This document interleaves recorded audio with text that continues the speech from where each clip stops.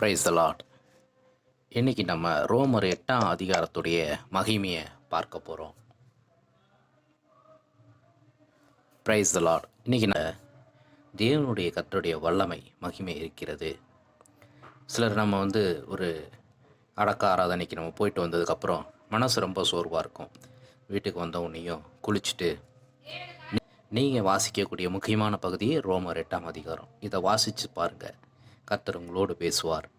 ரோமர் 8ஆம் அதிகாரம்.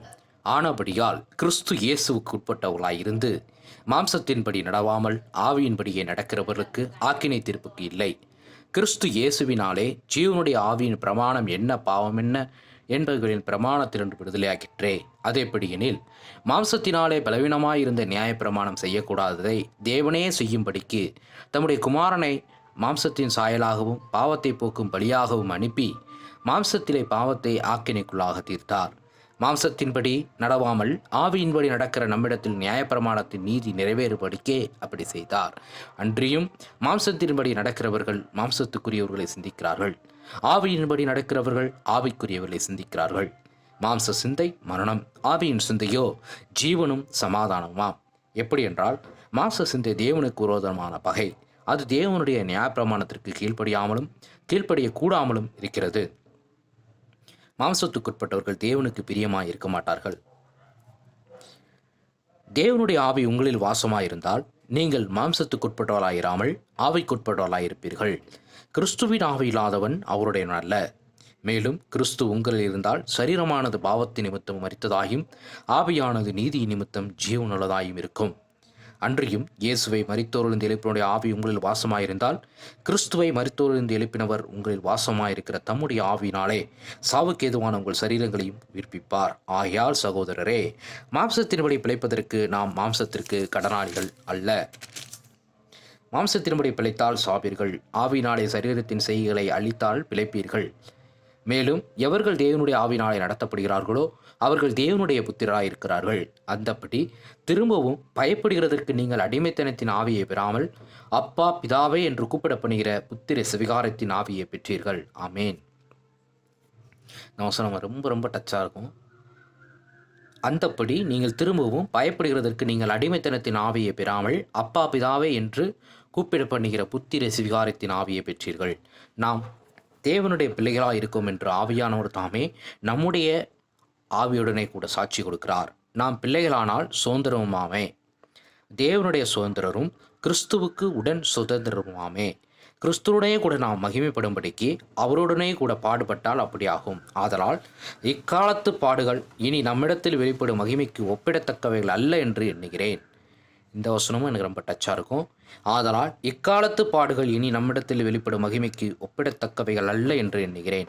மேலும் தேவனுடைய புத்திரர் வெளிப்படுவதற்கு சிருஷ்டியானது மிகுந்த ஆவலோடே காத்து கொண்டிருக்கிறது. அதேனென்றால் சிருஷ்டியானது அழிவுக்குரிய அடிமைத்தனம் என்று விடுதலையாக்கப்பட்டு தேவனுடைய பிள்ளைகளுக்குரிய மகிமையான சுயாதீனத்தை பெற்றுக்கொள்ளும் என்கிற நம்பிக்கையோடே அந்த சிருஷ்டியானது சுய இஷ்டத்தினால் அல்ல, கீழ்ப்படுத்தினவராலேயே மாயைக்கு கீழ்ப்பட்டிருக்கிறது. ஆகையால் நமக்கு தெரிந்திருக்கிறபடி இதுவரைக்கும் சர்வ சிருஷ்டியும் ஏகமாய் தவித்து பிரசவ வேதனைப்படுகிறது. அதுவும் அல்லாமல் ஆவியின் முதற் பலன்களை பெற்ற நாமும் கூட நம்முடைய சரீர மீட்பாகிய புத்திர சுவிகாரம் வருகிறதற்கு காத்திருந்து நமக்குள்ளே தவிக்கிறோம். அந்த நம்பிக்கையினாலே நாம் ரட்சிக்கப்பட்டிருக்கிறோம். காணப்படுகிறது நம்புகிறது நம்பிக்கை அல்ல, ஒருவன் தான் காண்கிறதை நம்ப வேண்டுவதென்ன? நாம் காணாததை நம்பினமாகில் அது வருகிறதற்கு பொறுமையோடு காத்திருப்போம். அந்தப்படியே ஆவியானவரும் நமது பலவீனங்களை நமக்கு உதவி செய்கிறார். நாம் ஏற்றபடி வேண்டிக் கொள்ள வேண்டியது இன்னதென்று அறியாமல் இருக்கிறபடியால் ஆவியானவர் தாமே வாக்கு கடங்காத பெருமூச்சுகளோடு நமக்காக வேண்டுதல் செய்கிறார். ஆவியானவர் தேவனுடைய சித்தத்தின்படியே பரிசுத்தவான்களுக்காக வேண்டுதல் செய்கிறபடியால் இருதயங்களை ஆராய்ந்து பார்க்கிறவர் ஆவியின் சிந்தை இன்னதென்று அறிவார். அன்றியும் அவருடைய தீர்மானத்தின்படி அழைக்கப்பட்டவர்களாகிய தேவனிடத்தில் அன்பு கூறுவர்களுக்கு சகலமும் நன்மைக்கு ஏதுவாக நடக்கிறது என்று அறிந்திருக்கிறோம். அன்றியும் அவருடைய தீர்மானத்தின்படி அழைக்கப்பட்டவர்களாகிய தேவனிடத்தில் அன்பு கூறுவர்களுக்கு சகலமும் நன்மைக்கு ஏதுவாக நடக்கிறது என்று அறிந்திருக்கிறோம். தம்முடைய குமாரன் அநேக சகோதரர்களே முதற் பேரானவராய் இருக்கும் பொருட்டு தேவன் எவர்களை முன்னிறிந்தாரோ அவர்களை தமது குமாரனுடைய சாயலுக்கு ஒப்பா இருக்கிறதற்கு முன்குறித்திருக்கிறார். எவர்களை முன்குறித்தாரோ அவர்களை அழைத்தும் இருக்கிறார். எவர்களை அழைத்தாரோ அவர்களை நீதிமான்களாக்கியும் இருக்கிறார். எவர்களை நீதிமான்களாக்கினாரோ அவர்களை மகிமைப்படுத்தியிருக்கிறார். இவைகளை குறித்து நாம் என்ன சொல்லுவோம்? தேவன் நம்முடைய பட்சத்தில் இருந்தால் நமக்கு விரோதமாக இருப்பவன் யார்? தம்முடைய சொந்த குமார் என்று பாராமல் நம் எல்லோருக்காகவும் அவரை ஒப்புக் கொடுத்தவர் அவரோடு கூட மற்ற எல்லாவற்றையும் நமக்கு அருளாதிருப்பது எப்படி? தேவன் தெரிந்து கொண்டவர்கள் மேல் குற்றம் சாட்டுகிறவன் யார்? தேவனே அவர்களை நீதிமான்களாக்குகிறவர்.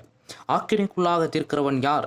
கிறிஸ்துவே மரித்தவர், அவரே எழுந்தும் இருக்கிறவர், அவரே தேவனுடைய வலது பாரசத்திலும் இருக்கிறவர், நமக்காக வேண்டுதல் செய்கிறவரும் அவரே. முதநிமித்தம் இந்நேரம் கொல்லப்படுகிறோம், அடிக்கப்படும் ஆடுகளைப் போல எண்ணப்படுகிறோம் என்று எழுதியிருக்கிறபடி நேரிட்டாலும் கிறிஸ்துவின் அன்பை விட்டு நம்மை பிரிப்பவன் யார்? உபத்திரவமோ, வியாகுலமோ, துன்பமோ, பசியோ, நிர்வாணமோ, நாசமோசமோ, பட்டயமோ, இவை எல்லாவற்றிலும் நாம் நம்மில் அன்பு கூறுகிறாலே முற்றிலும் ஜெயங்கொள்ளுகிறாய் இருக்கிறோமே. மரணமானாலும் ஜீவனானாலும் தேவதூதர்களானாலும் அதிகாரங்களானாலும் வல்லமையானாலும் நிகழ்காரியங்களானாலும் வருங்காரியங்களானாலும் உயர்வானாலும் தாழ்வானாலும் வேறு எந்த சிருஷ்டியானாலும் நம்முடைய கர்த்தராகிய இயேசு கிறிஸ்துவில் உள்ள தேவனுடைய அன்பை விட்டு நம்மை பிரிக்க மாட்டாதென்று நிச்சயித்திருக்கிறேன். இந்த ரோமர் 8ஆம் அதிகாரம் மிகவும் ஆறுதலாக இருக்கும். இந்த ஆறுதலின் வசனத்தை வாசிக்க தேவன் கிருபை செய்து ஸ்தோத்திரம். இந்த சேனலில் உங்களுக்கு பிடிச்சிருந்தா சப்ஸ்கிரைப் பண்ணுங்கள், லைக் பண்ணுங்கள், ஷேர் பண்ணுங்கள். ஆமென்.